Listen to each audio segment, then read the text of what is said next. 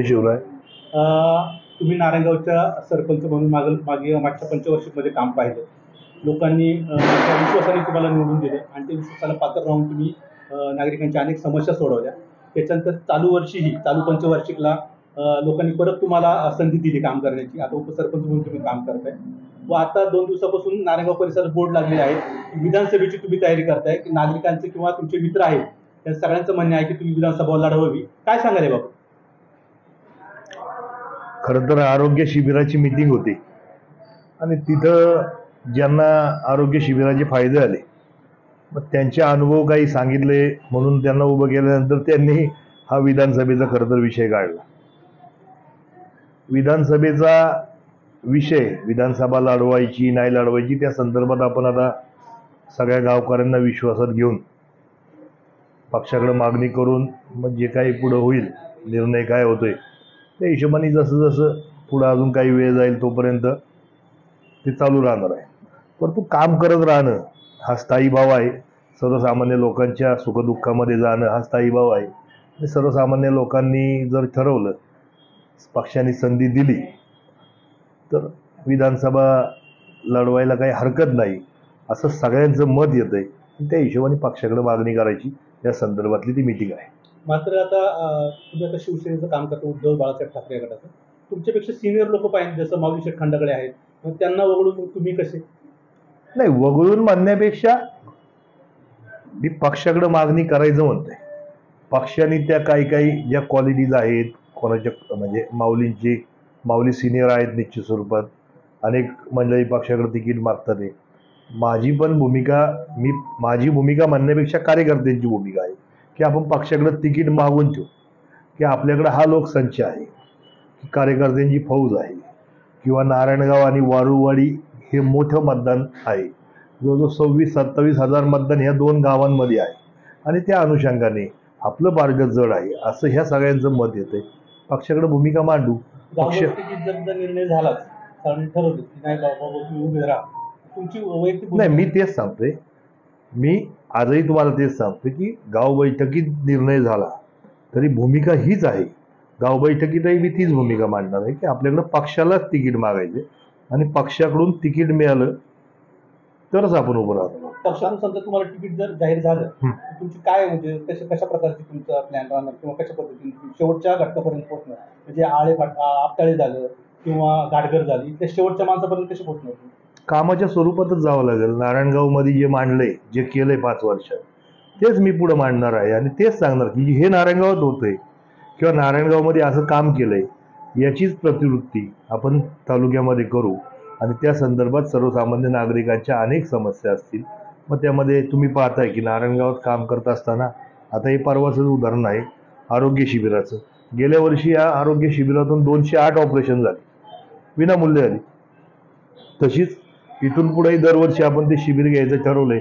आपण एखादा उपक्रम घेतला की तो बंद होत नसतो आणि त्या माध्यमातून सर्वसामान्य लोकांना जी भूमिका पटते त्याचं कारणच तेवढं आहे. खरं तर आज पाहतोय आपण गॅस शवदाहिनी सारखा विषय आहे. तालुक्यात 4-5 ठिकाणी गॅस शवदाहिनी आहेत परंतु नारायणगाव एकमेव महाराष्ट्रात नाही मी म्हणतो देशातील गाव असं की संपूर्ण विधी हे गॅस शवदाहिनीमध्ये होतात. जेणेकरून पर्यावरणपूरक जो विजन आहे इथून पुढं पण ते पण आपण तालुक्यात राबवण्यासाठी प्रयत्न करू. झाडं लावतोय झाडं सगळेच लावतात पण आपण पाहिलीच झाडं जोपासाय आपण जोपासून आज स्टँड परिसर असेल ओझर रोड असेल खोडद रोड असेल जुन्नर रोड असेल अनेक ठिकाणी झाडंही चांगल्या अवस्थेत या 2-3 वर्षामध्ये आपल्याकडं दिसतंय.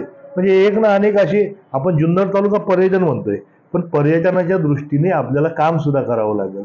शरददादांनी तो पर्यटन तालुका मंजूर करून आणलाय परंतु ही तुमची झाडांची संख्या जर संपूर्ण तालुक्याच्या रस्त्याच्या कडेने असेल संपूर्ण ठिकठिकाणी अनेक ठिकाणची झाडं असतील तर लोक आपोआप तुमच्याकडे येणार आहे. पुणा नाशिक मुंबई नगर ही सगळं सेंट्रलाइज पद्धतीचं आपण आहे आणि अशा ठिकाणी सौंदर्य संपन्न जुन्नर तालुका असेल तर निश्चित स्वरूपात त्याच्यावर काम करण्यासाठी सुद्धा खूप संधी आहे.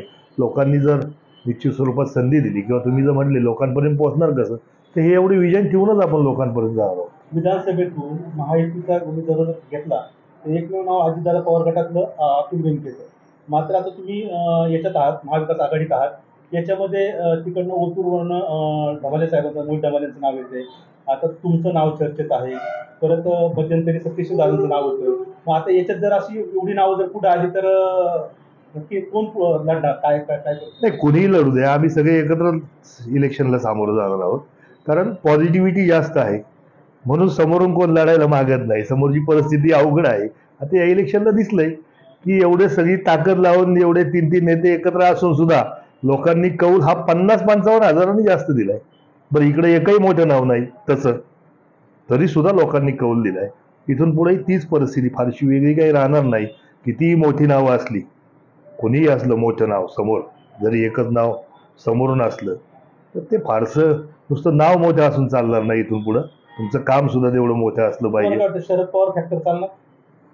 शरद पवार फॅक्टर चालणारच, त्याचबरोबर उद्धव साहेब फॅक्टर सुद्धा चालणार.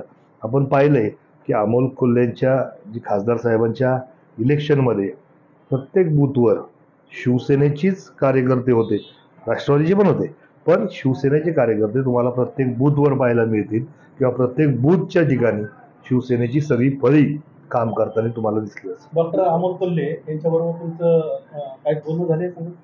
नाही, मी कोणाशीच बोललो नाही. कार्यकर्त्यांनी, मी सांगतोय काय, का ती 23 तारखेची जी याची आपलं शिबिर आहे त्या संदर्भातली ती मीटिंग होती.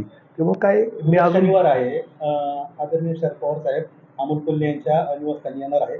तर जाता तुम्हाला भेटणार आहे की पूर्वनियोजित तुमची भेट आहे, असं काही? नाही, पूर्वनियोजित काय असायचं कारण नाही.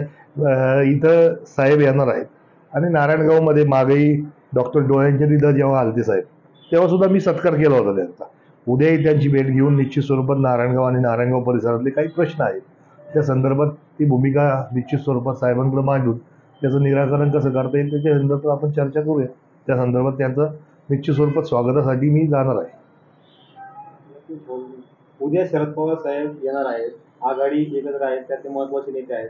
जसं तुम्ही उद्धव साहेब ठाकरेंच्या कानावर नाही, तुझं ही जागा सेनेला मिळाली, त्यांच्या कानावर नाही. पक्षाच्या दृष्टीने आम्ही ही मशालीची माणसं आहोत सगळे आपण, आणि त्या दृष्टीने आपण आपल्या पक्षाकडे आपण मागणी करणार आहोत की ही जागा पक्षासाठी सुटावी, पक्षाला सोडावी, ती सोडून घ्यावी.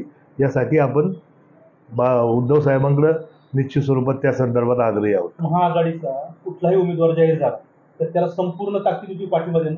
नक्कीच.